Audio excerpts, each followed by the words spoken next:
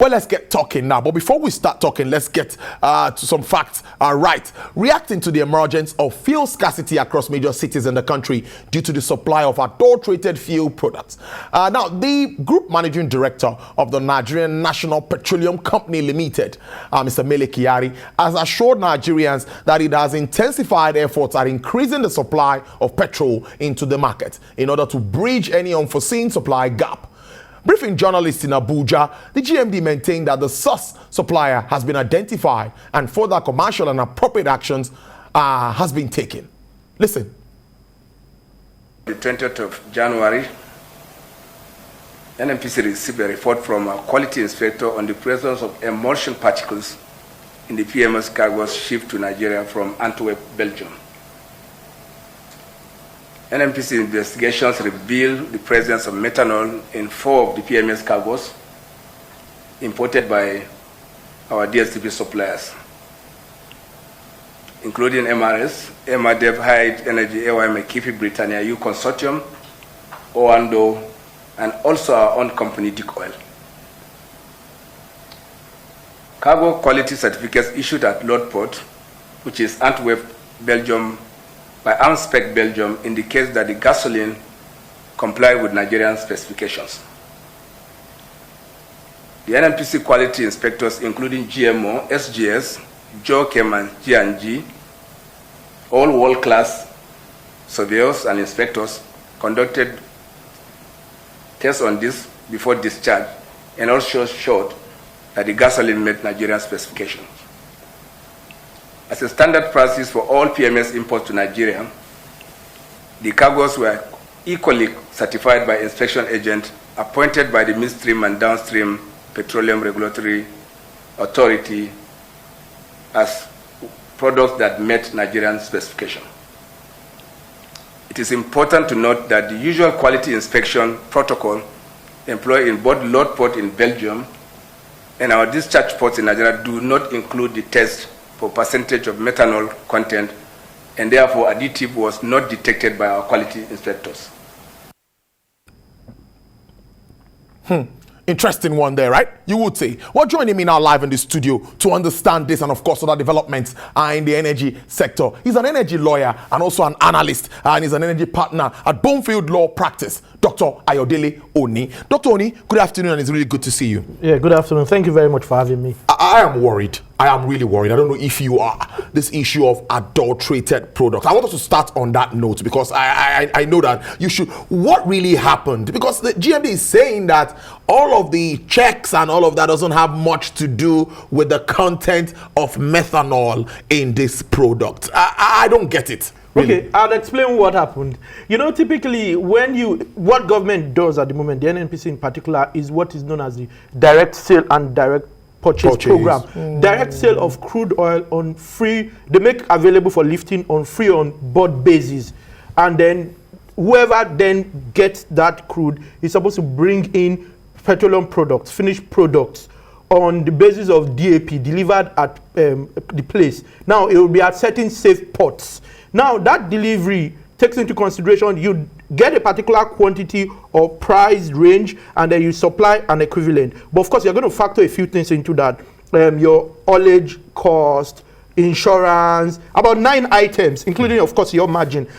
Now, in shipping world, where you do a lot of shipping of crude, petroleum products and all of that, you do your test at your loading port, and you get the certification of that, and at the delivery port, you confirm that certification.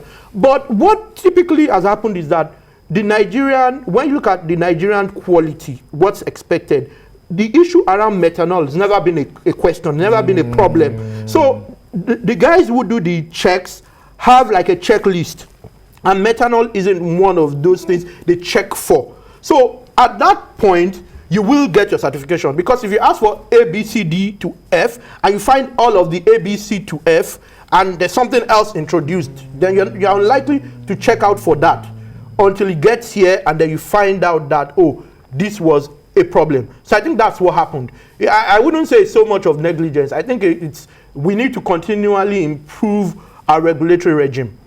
Yes, that's it. improve our regulatory regime. But you know, Nigerians will be like, so who's going to face the music when things like this happen? It's like everybody's just you know, for some days the NNPC was mute, the NUPRC mute. No, we didn't hear anything. I think the NMDPRA and all of that, we've seen them all moving around now. But when things like this happen, what do you think should be done?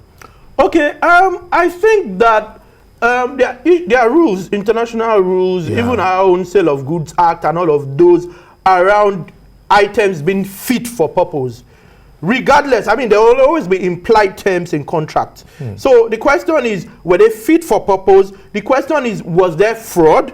The question is, was someone trying to make extra margins and then had to do something unwholesome? Now, I'll explain. I'll give some practical challenges. Now, the way the DSDP works, the direct sale, direct purchase program works is that you have some benchmarking. And then what you make, you'd need to be efficient to make more. One, you then need to find the least cost means of getting the petroleum product in return. And the Nigerian situation is such that there's a broad range. In many parts of the world, in Europe, you have specifics. But in Nigeria, there's a band for the petroleum products you can bring in. It's up to 0.6 or something. Yeah, between 0.3 to 0.6 in that band. So people would look for, and the higher the band, the cheaper. So people look for the cheapest means and the cheapest cost petroleum product to bring into the country. Because apart from that, for the DSDP, you have the option when you get that crude, you can't trade it. Okay. All you need to do is to bring equivalent petroleum products. Yeah. So you can sell it for higher in the international market and then look for a means to make more money. What then should happen in this case is that conversations need to be had and then checks need to be done to be sure that there was no foul play. That it was just an honest mistake. Even at that, of course, people can sue under torts if you've got your vehicle damaged. But exactly. Of course, all of those are proof. Even on business. Yes, on business. Yes. For the major marketers, for the independent marketers, they're counting their losses. Yes, of course. Borrowed monies from banks. Yes, there's always that opportunity and the option for you to sue. Yeah. Yes, but I mean, it's our court system is something you need to think very well about and how fast you can get justice. So yes, so those opportunities exist. Before we move, because there are a lot of issues in the sector.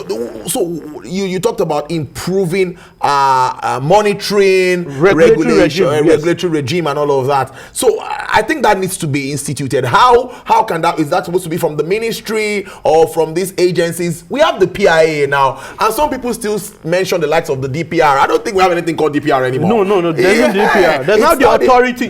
So there are two. Yes. There's one for upstream. There's the upstream and the midstream and downstream. Yes. So one for midstream and downstream, one for upstream. Now this is particularly with respect to the midstream and downstream. Yes. Because to be fair, they've got guidelines. Now, question you'd ask is whether those guidelines are dated, because the Petroleum Act was passed sometime in, I think, 1968, 69. You understand, that's dated. Now, when you had the Petroleum Industry Act, you would have regulations subsequently made pursuant to the Petroleum Industry Act. And that's currently just being developed. And the controversy around whether you want to suspend the Petroleum Industry Act, you know, that's also been brewing. So when you look at all of those, then at times you're in a quagmire. You aren't quite sure what the regulatory regime is. But in all fairness, and to be factually correct, there are guidelines around quality and all of that. But maybe they are not far-reaching enough so that you know that beyond just saying we're looking at this spec of naphtha and all of that, 0.71 or 73 to 0.76 and all of those, you want to also, when things happen, I mean, it's not good to always be reactionary, but when things happen, it's an opportunity for you to improve your legal and regulatory regime. So I think the regulatory regime and enforcement now need to be improved, taking lessons from this. You know, when you look at the fact that for more than 5, 6, 7 years, we never had queues, it looks so strange and people got so scared about that. And it's coming at a time where the discussion on the removal of subsidy is on top. That's really topical. The labor unions were mobilizing. Government says we have an 18-month extension. I've gotten experts like you to take us through what this means. How does it come to you? Okay, so I always say the conversations around subsidy are both fiscal, economic, and political. Yes, I think I they are agree both. with you. I think I agree. They are both. Economic, political. Yeah, because you start from saying we spend. So I was doing a calculation not too long ago, and the landing cost is about 282 naira per liter. The coastal price, particularly in Lagos, that's what they call it, the coastal price, so to speak. But government then says sell at 165. Over the country, it averages about 167.5 naira. If you do your math, government will be spending over 6 billion per day on subsidy. Do the math, times 365. So economically, I think it's economic or fiscal rascality to continue subsidy in the mid to long term. Now you may debate because of the state of the economy. You have more people in poverty. I was reading a report recently that more people are falling into extreme poverty. And I think those are good reasons why government will not at the moment want to enforce removal of subsidy. But from an economic standpoint, it doesn't make sense. Because that means your schools, healthcare, because if you look at the budget last year and this year, money spent on subsidy way more than what you have on education, way more than what you have on primary health, for example. So it's fiscal rascality to continue to do that, but you would also reason with the government considering the state of the economy. And the political bit to it is that the elections next year. And no government is likely to, if I were in their shoes, I wouldn't do the same, because then the public is going to turn their backs against the ruling party. So it's a political conversation to beyond fiscal and economic. So we have to continue to manage this as long as because at the time it affected figures and all the money is coming from the NNPC, and the governors were already talking about this. Even the governors came on their own and unanimously agreed that yes, subsidy will be taken out. But because of, when we look at this, I'm looking at how we'll sustain this vis-a-vis our budgets. We are borrowing too much. We can't sustain it. In the midterm, we can't. Maybe at the moment isn't quite as bad as people make it pan out. It's a bad situation, but not quite as bad as people make it pan out. But if we continue to do this, then on the cliff, we'll fall soonest if we don't do something in the midterm at least. And I understand everyone's going to be on the streets if you remove subsidy. You'll probably be talking about over 300 naira per liter. And that's going to be crazy. I tell you, understand? Inflation, so, yeah. And you know the problem, people also, why a few people would also kick against it, if there is no obligation, so to speak, for everyone to buy fuel every day. I'm sure you've powered your generator this week. Sure. So if we had electricity, if we had alternative transportation means, I'm unlikely to buy fuel, say, in my car more than once a week or 2 weeks.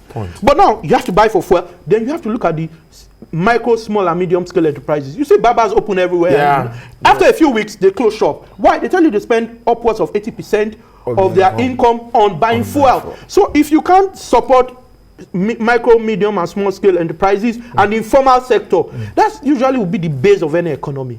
That's where you find your lower middle class, maybe people just slightly above poverty and all of that. Otherwise, if you can't sustain that segment of the economy, then you're in trouble. And if subsidy doesn't remain, even with subsidy, we still struggle.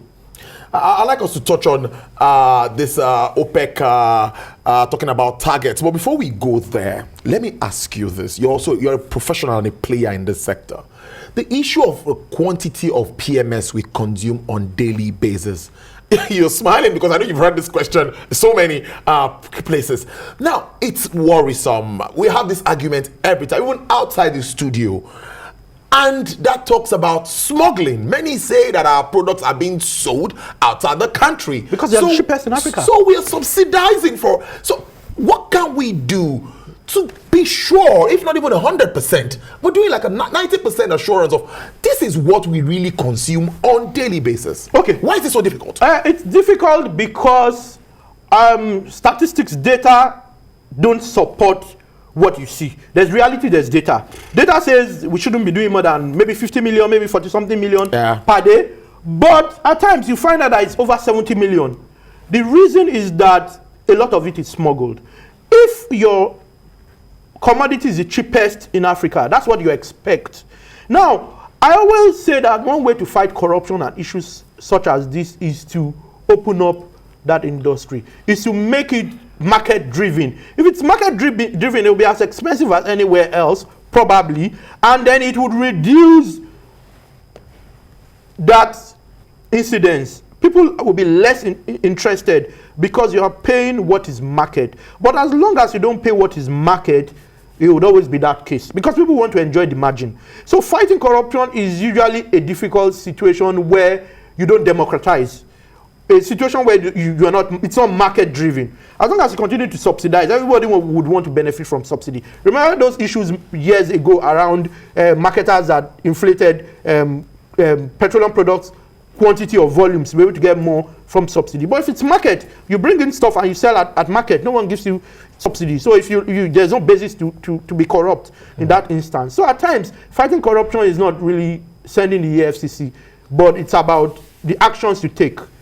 Policy decisions, going market. That's it. Yeah, that's what I think it is. It's always interesting talking to you, and time just flies, just like that. But let's still stay with the issue about OPEC and the oil market in its entirety. Some might even say we could hit 100 barrels per day as we $100 per barrel. Now, what do you think? Do you think this could happen? We are doing about 90 something at the moment. Do you think that could happen? And any positives for Nigeria? Because when I see high crude price, I remember that we don't refine. Okay, so you're going to lose it on that end. So you gain upstream, you lose midstream and downstream. That's the problem. So it's not so much joy. One, we're not meeting quota. Two, we don't refine. If you don't refine locally, see, I mentioned that there were 9 items. Yes. When you bring in from Antwerp, when you bring in from Netherlands, there are 9 items. From your haulage to your insurance, to port charges, to jetty throughput, you know the number of, to margins, there are 9 items. Imagine that you eliminate 6 of those items. The price goes down automatically. Yes. So it's a cost thing. And if you want to make it cost, you want to ensure that people can recover their cost and make a reasonable margin. You hear $5 to $10 per ton or something, you then need to refine locally. That's the only way prices, if you want to remove subsidy. That's one of the arguments of Labour. Whilst I'm not necessarily fully in support of Labour's argument, but in 1 or 2 instances, they do have a point, particularly around refineries. If you have your own refineries, then you should be fine. Yeah, I hear there are a number of modular refineries here and there, but the problem with those in relation to PMS is that because of the cost benefits of having hydro skimming equipment, many of them can't produce PMS, can do other things, but can't produce PMS. So we need to have the Dangote refinery working before refineries put together and revamp. So we will benefit. PHRC, $1.5 billion is being put in the refinery, and maybe that will complement or with whatever we get from Dangote. What's your outlook for the sector as we move on in the year, despite all of these challenges? Okay, so the sector generally, upstream, I see a number of divestments going on. I see some of the upstream companies going more into renewables, opportunities for local indigenous companies and the juniors to be able to buy some of these assets off the IOCs. That's one thing. I see the NNPC playing more, especially around the way it's trying to raise financing with the PIA. Those opportunities exist. I see that there could be, I thought that sometime this year subsidy may be off, but that's not the case anymore. I think it may be the next government if they do it early. If they don't do it by year 1, maybe year 2, they're not going to do it anymore. It's going to then move to the next. Again. Yeah, because no one wants to lose an election. It's always a political conversation beyond the economics, beyond the fiscal issues around those. There is always a political dimension to it. So I think that there'll also be projects. Gas, for me, gas is our transition fuel. So I see a number of projects. I see that there'll be more financing. Everyone says, oh, oil is going, oil is going. Oil is going to still be with us for a while. That's my prophecy. But gas will play a more important role. And I think there will be, people need to be creative in raising financing. And I see a lot of creativity in that regime. Interesting conversation there. We started from the fuel scarcity issues, adulterated fuel, and all that has been happening in the sector, and ending up with projections. I must thank you so much. I've been speaking to Dr. Ayodele Oni. He's an energy person. He's an energy partner at Bloomfield Law Practice, and he's also an energy lawyer. Yeah, I said that already. And an analyst, like you've heard him, analyzing the sector. Thank you so much for spending your afternoon with us. We really appreciate this. Do enjoy the rest of your day. Thank you very much for having me.